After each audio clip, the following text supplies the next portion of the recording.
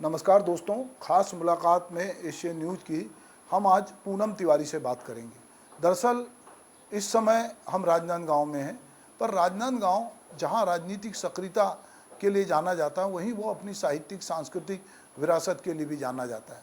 यहाँ से गजानन माधव मुक्तिबोध आते हैं, यहाँ से बख्शी जी आते हैं, यहाँ से जो है वो शुक्ला जी आते हैं, बलदेव मिश्र आते हैं। तो एक लंबी परंपरा जो है यहाँ राजनांदगांव की है, जिसमें याज्ञिक जी भी हैं, जिसमें कोठारी जी भी हैं। एक मैं अगर बहुत सारे नाम गिनाऊं तो एक लंबी परंपरा है। पर इसी राजनांदगांव में पूनम तिवारी रहती हैं। पूनम तिवारी को अभी हाल ही में संगीत नाट्य अकादमी सम्मान से सम्मानित किया गया है। पूनम तिवारी लगातार हबीब तनवीर के थिएटर, नया थिएटर में काम करती रहीं। दीपक तिवारी जो इनके पति थे, वो चरणदास चोर की भूमिका निभाते रहे। बेटा सूरज जो है वो बहुत अच्छा संगीत कंपोज करता रहा। समय बलवान होता है और कहा जाता है कि कई बार समय जो है वो आदमी के हाथ में नहीं होता है। सूरज का असामयिक निधन हुआ और इसी जगह जहां हम आज पूनम के घर में बैठे हैं राजनांदगांव में, यहीं पर सूरज की देह पड़ी हुई थी। और पूनम जो है चोला माटी के वो राम एकर का भरोसा चोला माटी के गा रही थी। और मैं पता नहीं कैसे मैंने मोबाइल से उसको कैद किया और फिर वो वीडियो पूरे देश में गया और लोग उस वीडियो को देखकर हिल गए। उसके बाद दीपक तिवारी को लकवा लगा और दीपक तिवारी जो है एक लंबी बीमारी के बाद नहीं रहे। दीपक बहुत ही अद्भुत कलाकार थे, बेजोड़ कलाकार थे।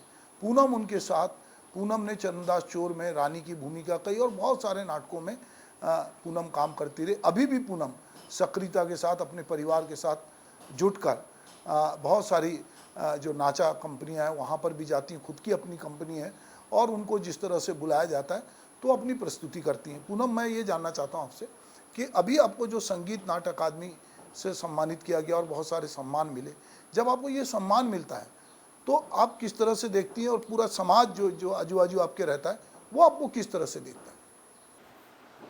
अब मोला कोई कैसे नज़रिए से देखते बोला तो मैं नहीं बोल सकूँ भैया, है ना। वो तो अपन अपन सोचे के ढंग है।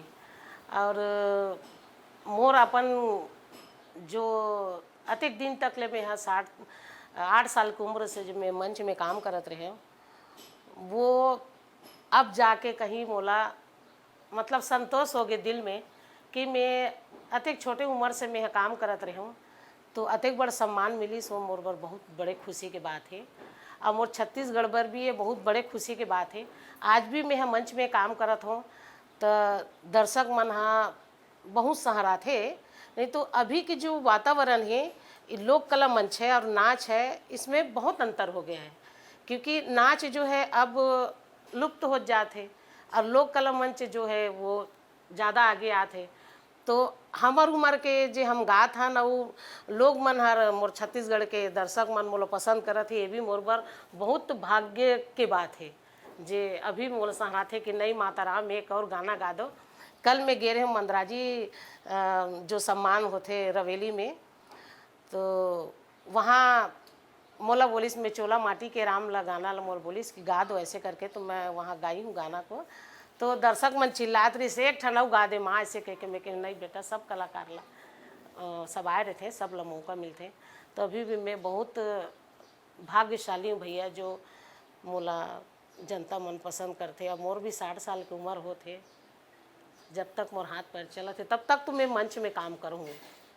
और मोर बच्चा मन भी काम करत है। मोर एक पीढ़ी तो निकल गई, समझो एक पीढ़ी कैसे निकल गए, दीपक तिवारी निकल गए, अब मोरो पारी है लेके, अब बेटा निकल गए तो निकल गए।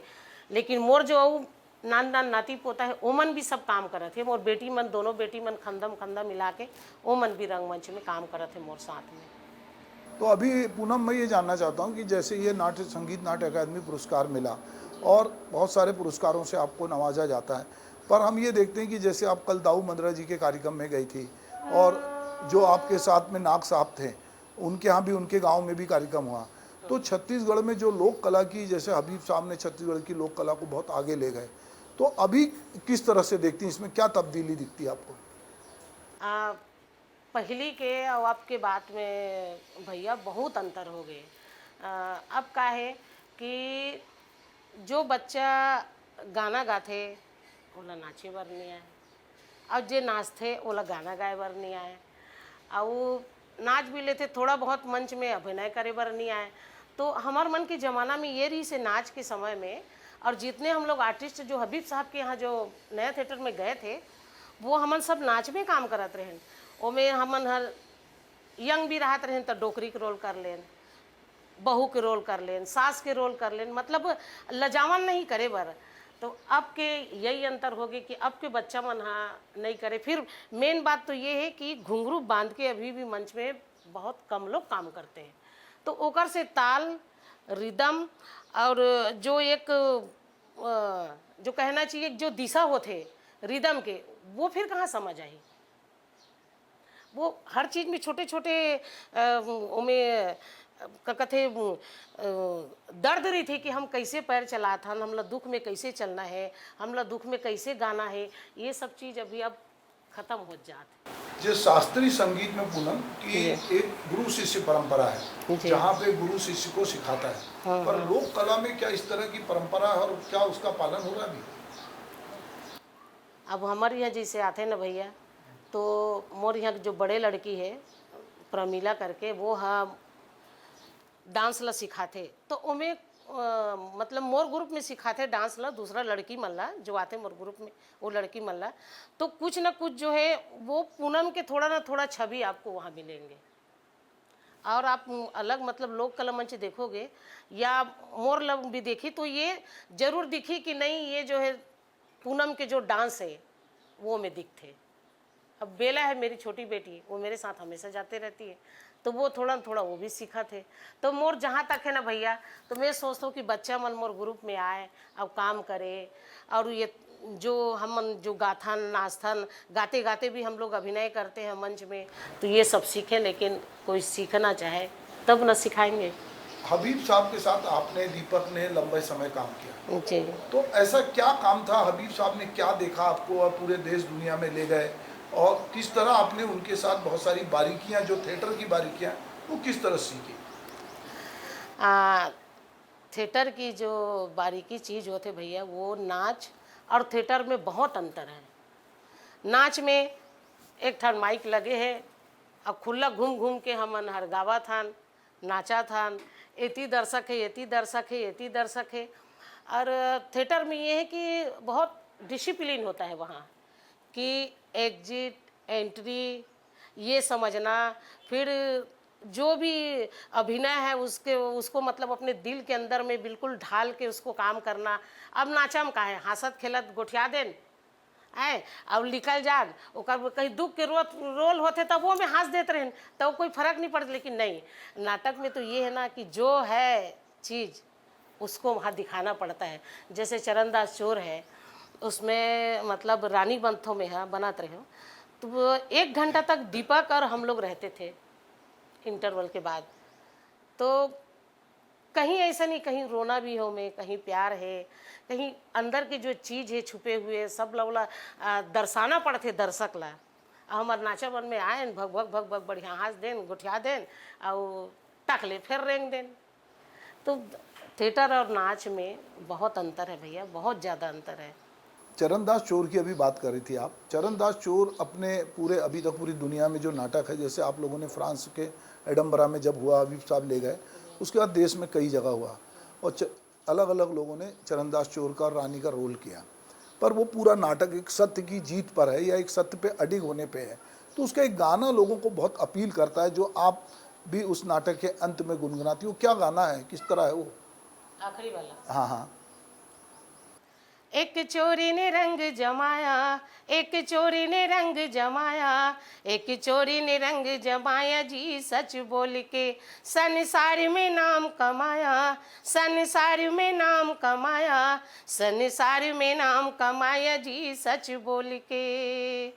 चोरी ही उसका नसीब था, पैसे वाला था गरीब था, बस उसका एक किस्सा अजीब था सच बोल के। भाग्यशालिया भागा कहाया, भाग्यशालिया भागा कहाया, भाग्यशालिया भागा कहाया जी सच बोल के।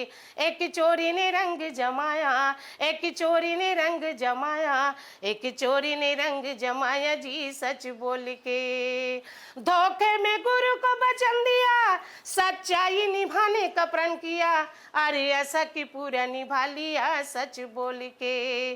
चोरी चरणदास कहलाया, चोरी चरणदास कहलाया, चोरी चरणदास कहलाया जी सच बोल के। एक चोरी ने रंग जमाया, एक चोरी ने रंग जमाया, एक चोरी ने रंग जमाया जी सच बोल के। संसार में नाम कमाया, संसार में नाम कमाया, संसार में नाम कमाया जी सच बोल के। एक चोरी ने रंग जमाया जी सच बोल के।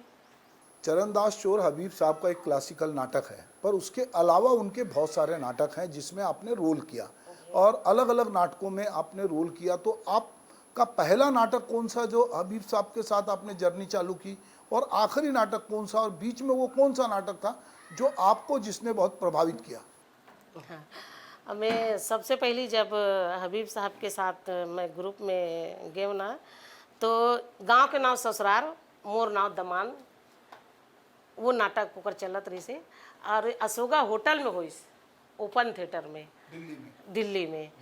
तो उमें में हर कर्मा में नाचत रहे हूँ, वो जो शुरू में जो कर्मा होते उमें नाचत रहे हूँ, और फिर बीच बीच में सब में गाना भी गात रहे हूँ। फिर धीरे से जब फिदा मामी के स्वास्थ्य जब खराब हुई तो फिर मानती के भी मैं करत रहे हूँ, मिट्टी गाड़ी में बसंत सेना करत रहे हूँ। ऐसे सब नाटक मन में मेन रोल बहुत दिन तक मैं की हूँ वहाँ। तो गांव के नाम ससुराल, मोर नाम दमान के गाना सुना? हाँ सुना ना। ये बढ़िया सुनात हो, एको बार मोर ख्याल से मैं हर गाय नहीं हूँ। डोकरा के देखे मैं सियानी ला तो सब गा डरे न सुनते घलो। ढरे गे जवानी रे समय, ढरे गे जवानी रे, अग डोकरा कतरो, अग बुढ़वा कतरो, चढ़ा बेगा लाली, नहीं चढ़ाए बानी रे समय, ढर गे जवानी रे, ढर गे जवानी रे समय, ढर गे जवानी रे, अग डोकरा कतरो, अग बुढ़वा कतरो, चढ़ा बेगा लाली, नहीं चढ़े बानी रे समय, ढर गे जवानी रे। बालक रे बलिकैया कहायो, जवानी में मन मस्तानी रे, अग डोकरा आए बुढ़ापा, अग बुढ़वा आए बुढ़ापा, सोचन लगे मन ही मन पछतानी रे समय, ढर गे जवानी रे, अग डोकरा कतरो, अग बुढ़वा कतरो, चढ़ा बेगा लाली, नहीं चढ़े बानी रे समय, ढर गे जवानी रे। बहुत बढ़िया पूनम, मैं तुमको पीछे ले जाता जा रहा हूँ। आगरा बाजार, वो नाटक हबीब साहब ने एक नया प्रयोग किया था और नज़ीर साहब की चीज़ें उसमें इस्तेमाल की थी, और मुझे कई बार उसको बम्बई में भी, पृथ्वी थिएटर में भी देखने का मौका मिला और अलग अलग बार देखा।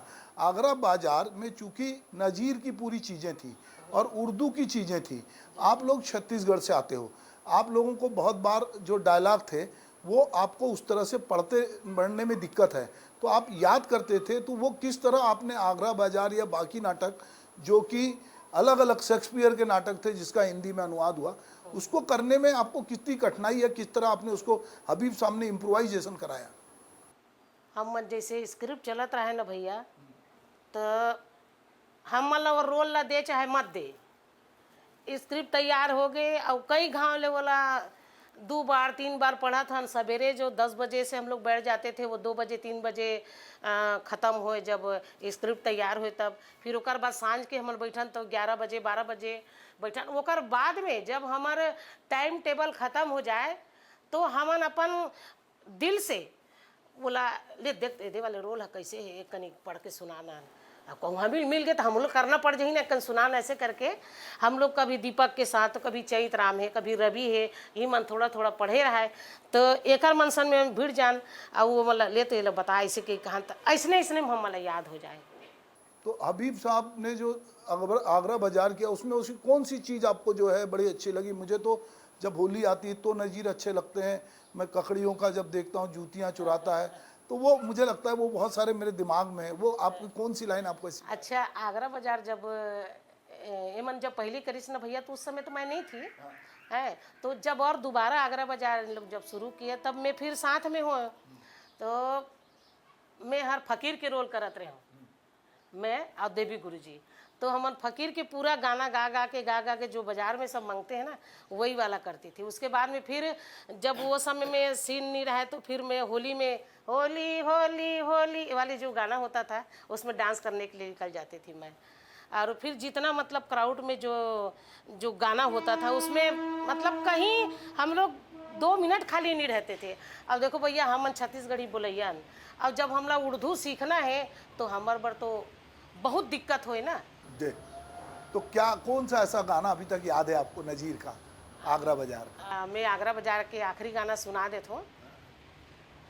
दुनिया में बादशाह है सो है वो भी आदमी, और मुफलिस हो गदा है सो है वो भी आदमी, जरदार बेनवा है सो है वो भी आदमी, नेमत जो खा रहा है सो है वो भी आदमी, टुकड़े चबा रहा है सो है वो भी आदमी, और मुफलिस हो गदा है सो है वो भी आदमी, और मुफलिस हो गदा है सो है वो भी आदमी, अशराफ और कमीने से ले साहता वजीर, है आदमी ही साहबे इज्जत भी और की, या आदमी मुरीद है आदमी ही पीर, अच्छा भी आदमी ही कहता है नज़ीर,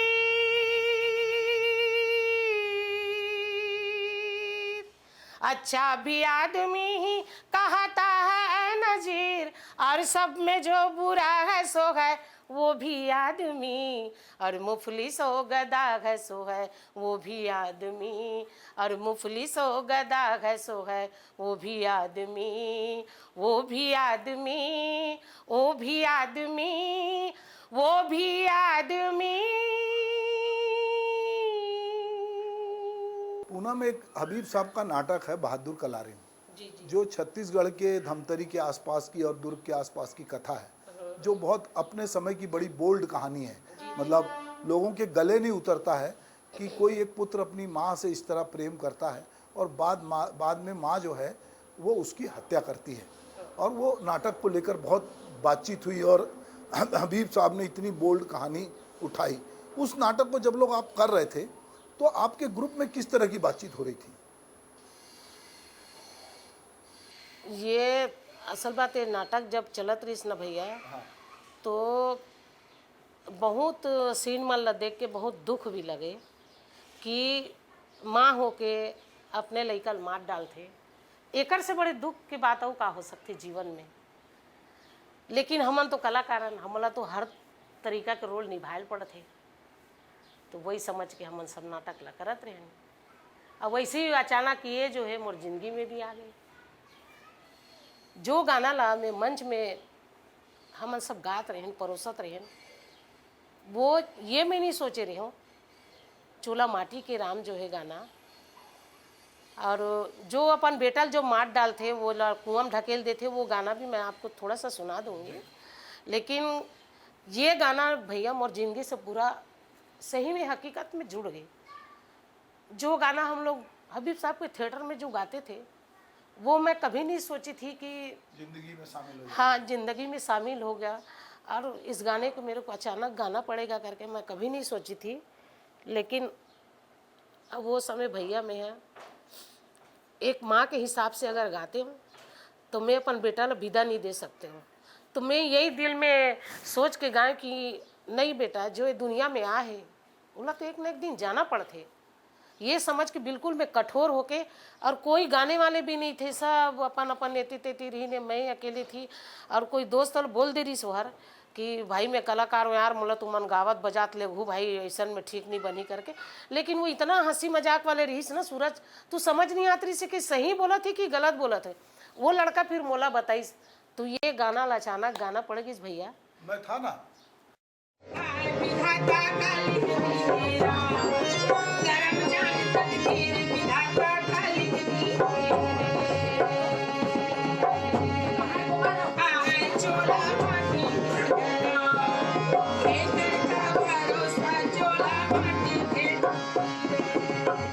हाँ, मैं तुम्हारे उसमें था और मैंने उसको रिकॉर्ड किया था जब तुम गा रही थी। हाँ, तो एक बार तुम कल जब जैसे दाऊ मंदिरा जी में उसको गा रही थी और लोगों ने कहा फिर से सुनाओ, तो मैं चाहूँगा कि हमारे दर्शकों को भी आप उसको सुनाएं। चोला माटी के है राम, एकर का भरोसा चोला माटी के है रे।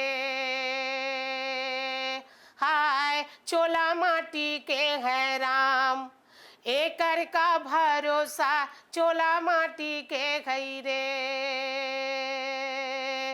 चोला माटी के है हो, हाय चोला माटी के है राम, एकर का भरोसा चोला माटी के है रे। द्रोणा जैसे गुरु चले गे, कारण जैसे दानी रे संगी, कारण जैसे दानी। बाली जैसे वीर चले गे, रावण जैसी अभिमानी रे, चोला माटी के है राम, एकर का भरोसा चोला माटी के कही रे। हाय विधाता का लिख दीन है राम, करम जान तकदीर विधाता का लिख दीन है रे। तो दोस्तों, पूनम तिवारी को संगीत नाट्य अकादमी पुरस्कार मिला। पूनम तिवारी बहुत सारे पुरस्कारों से सम्मानित हैं और हमको गर्व है कि वो छत्तीसगढ़ में रहती हैं, राजनांदगांव में रहती हैं और उन्होंने जो लोक कला है उसको जीवित रखा है। वो लगातार अपनी बेटियों के साथ, अपने परिवार के साथ, भलाई उनके हौसले टूटे, दीपक पति नहीं रहे, सूरज बेटा नहीं रहा, पर उन्होंने हिम्मत नहीं हारी और वो लगातार जो है लोक कला मंच पे सक्रिय दिखाई देती हैं। जब भी उनको कहीं बुलाया जाता है वो आती हैं। हम चाहते हैं कि इनका परिवार है जो कि छत्तीसगढ़ की लोक कला को जिसने जीवित रखा है, जिसने हबीब साहब की परंपरा को जीवित रखा है, यदि आप छत्तीसगढ़ की लोक कला से जुड़ना चाहते हैं, यहाँ की परंपरा से जुड़ना चाहते हैं, आप हबीब तनवीर के थिएटर को सुनना चाहते हैं, उनके रंग संगीत को सुनना चाहते हैं, तो मेरा आपसे आग्रह है कि आप पूनम और उनकी टीम को ज़रूर बुलाएं। और जहाँ कहीं भी आप इनको बुलाएंगे तो एक प्रकार से न केवल आप छत्तीसगढ़ की लोक कला संस्कृति को बचाएंगे, बल्कि दीपक, सूरज और उनके परिवार पर भी एक प्रकार से आप जो है एक सहयोग करेंगे। तो मैं एशियन न्यूज़ की ओर से आपसे आग्रह करता हूं कि अगर हम समृद्ध कला संस्कृति की बात करते हैं, हम राजनांदगांव में रहते हैं, इसको त्रिवेणी बोलते हैं, हम इसको मुक्तिबोध की जगह बोलते हैं, हम इसको बलदेव प्रसाद मिश्र की जगह बोलते हैं, हम इसको बख्शी जी की जगह बोलते हैं। तो हम बहुत सारे लोगों को जब राजनांदगांव में याद करते हैं और छत्तीसगढ़ की कला संस्कृति की बात करते हैं तो हमको पूनम जैसे लोगों को याद करना पड़ेगा। मैं संगीत नाट्य अकादमी को भी धन्यवाद करता हूँ कि उन्होंने पूनम को इस बार सम्मान के लिए चुना। बहुत बहुत नमस्कार।